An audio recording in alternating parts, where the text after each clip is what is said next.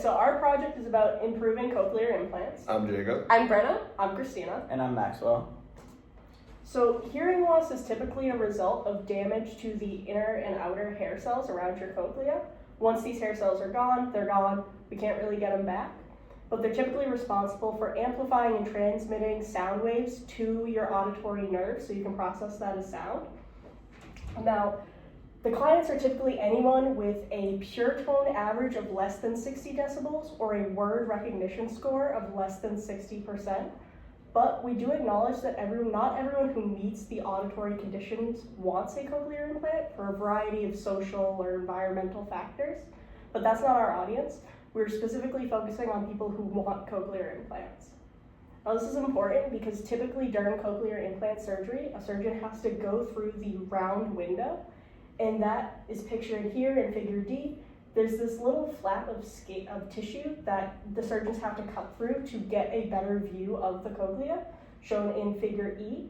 And this flap of tissue is very close to the facial nerve, so you run into issues with accidental facial nerve stimulation as well as general infection.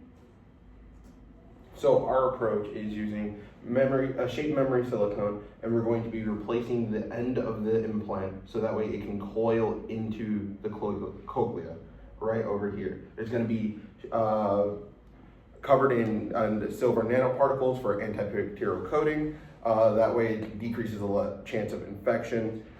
It will also take 10 to 15 minutes to return to its normal shape after it being inserted coil. The body heat will just make it go back to its normal temp.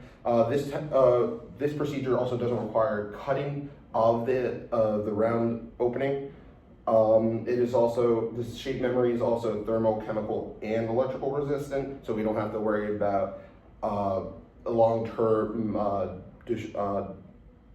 corrosion, because it also has very high corrosion resistance, and it also has low degradation rate, so it can last up to decades. It's also non-toxic and invokes a low fibrotic encapsulation, and it has a very low chance of embolism happening. So for the cost/benefits, why do we need to use this? What's the value? So it will lower the chance of that facial nerve stimulation and the infection. Currently, 1 to 14% of patients will suffer from FNS, which is pretty high and roughly considered to be around 7% in most studies. There's also 8.2 people per 1,000 person years that will suffer from infection.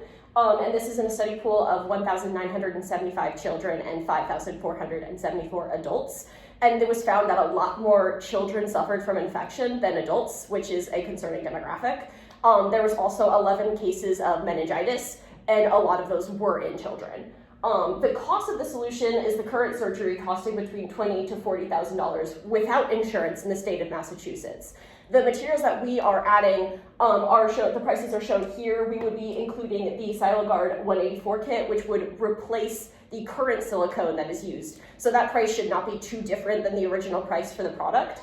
And we'd be adding ethylene vinyl acetate because that helps with creating the shape memory aspect of the shape memory silicone. And we'd be adding the price of these silver nanoparticles as a antibacterial agent, which also should not increase the price by too much.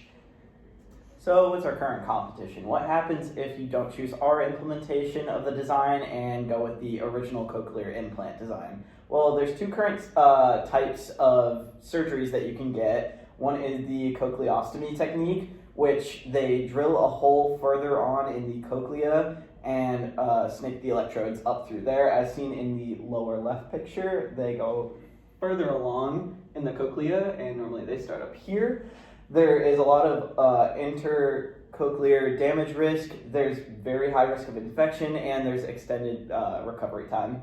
The other technique is the round window technique, as previously mentioned, where they tend to cut open the round window more in order to see further on into the cochlea to snake the electrode in there. That also has a risk of infection. There's a risk of not having the electrode far enough into the cochlea, and there is a potential stimulation to the facial nerves, as seen in the lower right picture. Normally they snake up through the very end of the cochlea.